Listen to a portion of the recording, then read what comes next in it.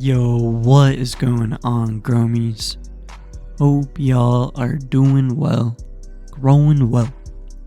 Now, growmies, walking up to and opening up our 3x3 grow tent, it's time to check out on our Tropicanna girls, as well as the STARDAWG and lamb's bread plant. And today is what I'm guessing is day 10. I wasn't home to see the exact germination date, but more or less, these plants are on day 10 of growth. Looking at our plants today, they are looking pretty well and have grown a semi amount compared to our last check-in. And checking out the environment, all seems well. But there is some work to do today, and the first thing that we notice is that the pots are dry again. Now, since our last water and check-in, it has been exactly 5 days. And to be honest, that seems like a decent amount of time in between watering. As I said in my previous video, I realize how most of my plants are always needing calcium and magnesium. Also, since this soil is reused, my plan is to constantly add in a small amount of organic feeds and microbes.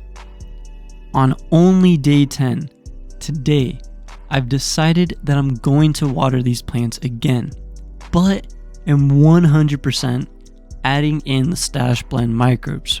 And that's not the only thing that we're adding. We're also adding in CalMag and just a touch of Happy Frog fruit and flower, mainly for the microbes. Most of the time that I grow plants, I usually stay on the lower side of nutrition if possible. But this time, I want to test out and see if I can keep a more balanced feed throughout the grow. And now it's time to water. First up is of course the tropicannas. But before I water, I always make sure to set the plant to ground. That way when I do water, the soil is able to evenly soak across. As we can see, the topsoil is so dry that it's almost forming a new crust layer like rocks. After flooding the topsoil again with our microbe CalMag water, the soil definitely feels heavy enough. Our second Tropicanna girl also has a pot with extremely dry topsoil. Watering this girl in, it's almost like a bowl has formed, so I decided to fill it up with water.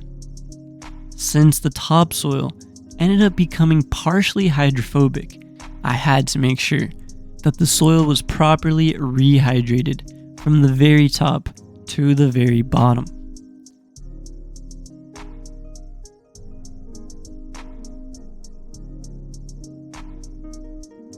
Now moving on to the STARDAWG plant and watering in, we can see that there is still bugs in the soil, even from this longer drought period.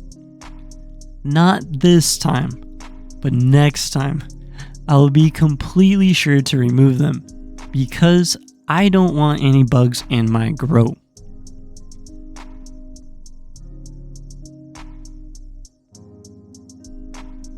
And the last one, of course, is the lamb's bread. Today, I decided that it would be best to remove these plants because they are pretty close to the main plant's roots.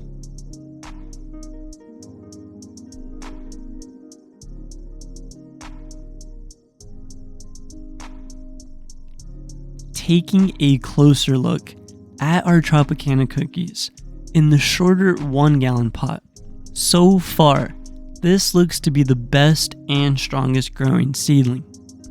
And looking at the second Tropicanna cookies, this one looks a bit more weird with the leaves growing over each other. It is still very early, which makes sense on why we might see some weird growth. Anyways, moving on to check out the lamb's bread plant. The first thing that we can see is that the leaves are a bit wavy, but the new growth is looking very healthy. It's kinda hard to tell from this clip, but there's also some red stems forming, which could be genetic, or it could just be that it's cold right now. So that's why we're slowly introducing nutrients, because we're just not sure. Anyways, the final plant, STARDAWG, is growing pretty well too. This plant looks to be maybe the smallest and has the most red stems.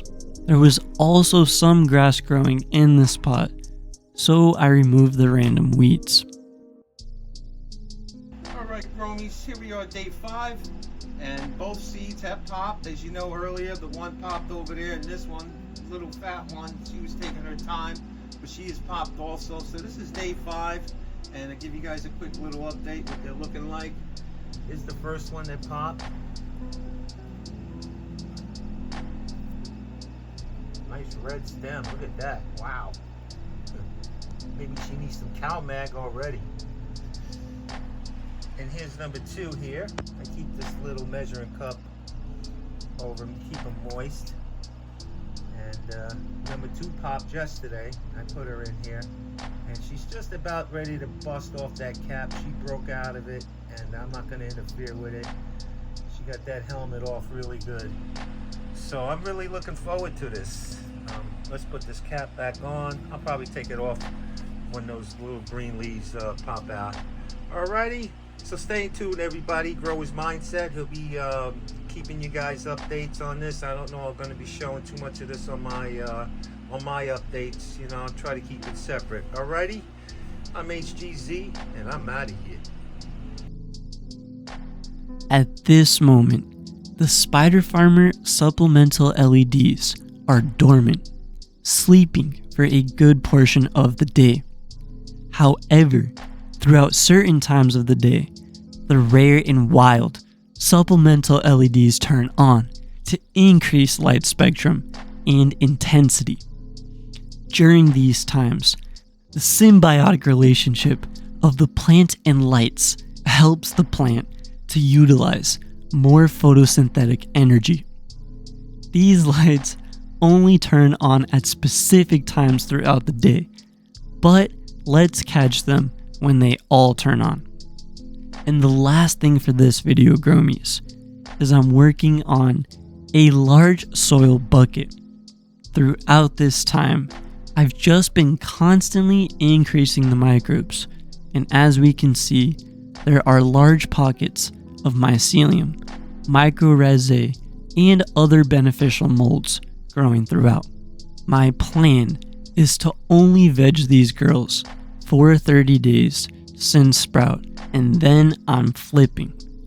But every time that I do transplant, it's usually just into fresh soil with no real established microbiome. So, just to start, I wanted to see how well the microbes will grow and how well the plants will do when transplanted for flower. Anyways, Gromies, thank you guys for watching. If you enjoyed the video, please leave a like and comment. If you haven't seen my other grow/smoke reports, check them out. Keep it up out there, Gromies, and stay motivated in this beautiful medicinal hobby. #growmiegang.